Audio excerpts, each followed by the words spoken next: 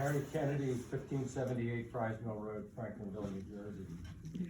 And again, it's really nice to have a young, conservative, pleasant person in the family. It sort of balances the old curmudgeon.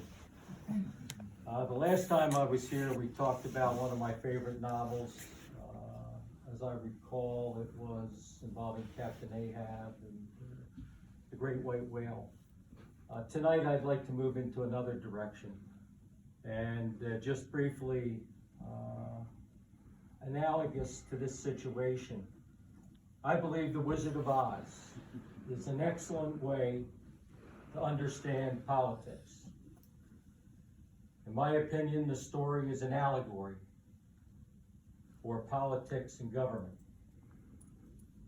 The Cowardly Lion, Scarecrow, and Tin Man are easily recognizable characters in many governing bodies.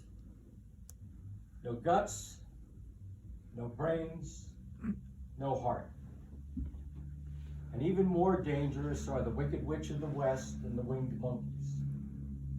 The Munchkins and residents of Oz are part of the story, as is Dorothy the Good Witch, the Wizard, along with Auntie Em, Uncle Henry, and the uniformed House Guard.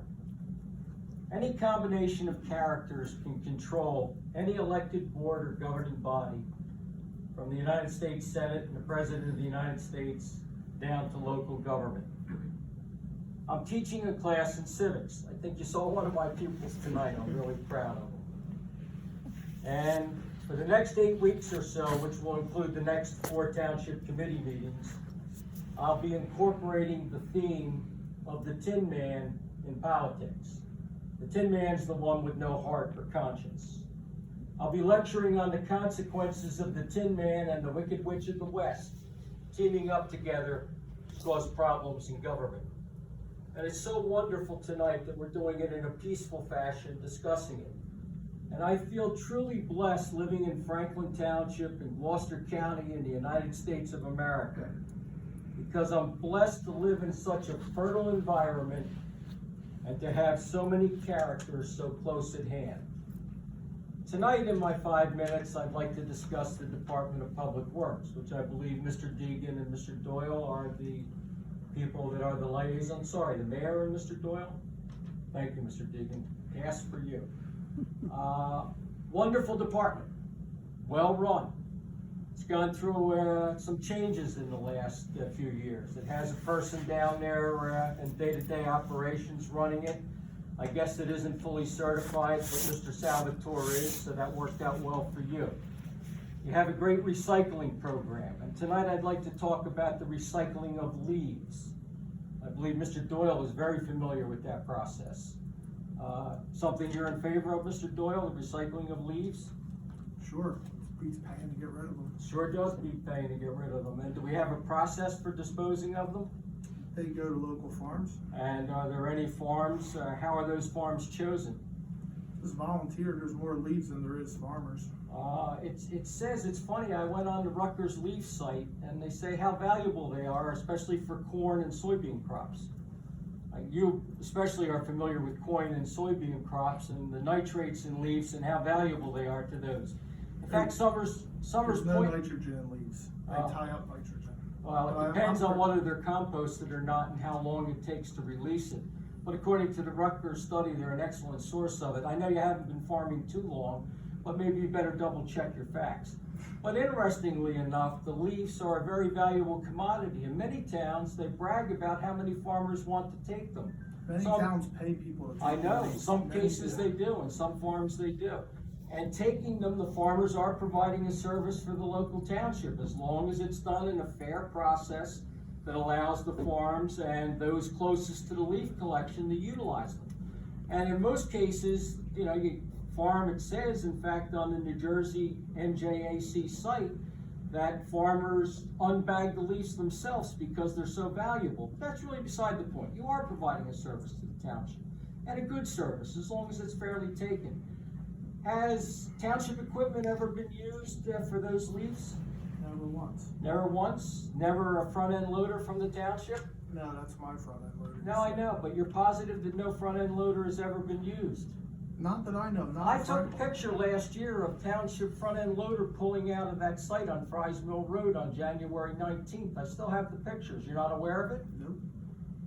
Okay, I guess that could be checked with. The only way possibly is if maybe one of their trucks got stuck. One of the trucks got stuck back I there? don't know that it did. No, 'cause they but didn't the call. front end loader being there would just be the trucks being stuck. And I know you also have your own front end loader. I see it there. I see all the capital equipment you have on that farm. You know, I would guess $1 million of capital equipment on that farm. It's amazing how well they spread the leaves. And you claim that no front end loader has been used on there to the best of your knowledge. She just told you that. Just the one I own. Thank you.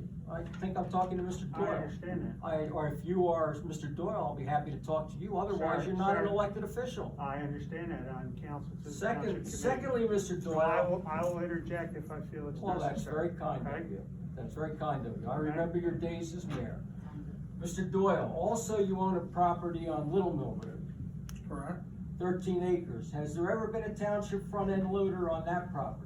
Not that I know of. On unless they got this stuck. year, on January 10th, 13th, did a front end loader go to that property to spread those leaves?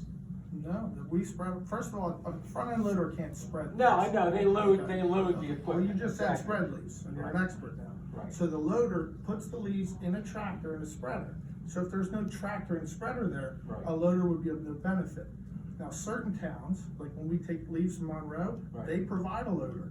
We take leaves from Pittman, they pay us. Franklinville provides nothing, we take no money. Right. Some leaves go to Garapo and other farms on the other end of town, and there's never been a list. Be honest with you, we have too many leaves. So if you have a list of farmers you can get that want leaves, get them to DPW, because I we agree can't with use you. them all. I agree with you, Mr. And Doyle. if you would like the leaves, I'm sure that you could go I- get some from the compost As side. you're well aware, you know, I have many acres of woods, the leaves would be useful. However, and again, taking the leaves is a wonderful service, you're to be commended. The only question would be if you use township equipment other than the leaf I've truck. never used township equipment in my life. Okay, so no loader went to your property in January I of this don't year. know if the township sent a loader there to pull out their truck. Mr. Bruno, I I don't would believe ask that. you, as the liaison to the Public Works Department, to ascertain whether township equipment other than the leaf truck has been used at any farm site in Franklin Township. And the same way, it's an amazing process. As you probably know, I had a chance to investigate the millings and the DPW way of distributing those millings and the way it was done and who it benefited. And I know that all of you up there have the highest moral standards, or at least most of you do. And everybody should be playing on the same page. Taking the leaves is great. Using township equipment above and beyond is not great. If it turns out that that loader and some of that equipment was never used, that's great, but you'll find out, Mr. Bruno. And the nice thing is that, you know, when people testify under oath, they usually tell the truth. And again, this is a very small and inconsequential thing. But Mr. Doyle talked about the importance of following the law. And I know he understands as a licensed purveyor and a licensed applicator of pesticides that there are rules as to how long the leaves can be stored. They can only be stored in piles for 7 days. And I know you're a leaf expert. Not beyond 7 days, and then they have to be spread. If you're not doing it, you're violating New Jersey law. Might be a good thing to understand in the future, Mr. Doyle, in terms of your violation in those piles. And the other thing is, you got the message. NJAC, you can see the sites, and Thank you. I'll be back next week to talk about some other things. 2 Good, weeks. appreciate it. 2 weeks. 2 weeks, sorry. I'll practice for the next week.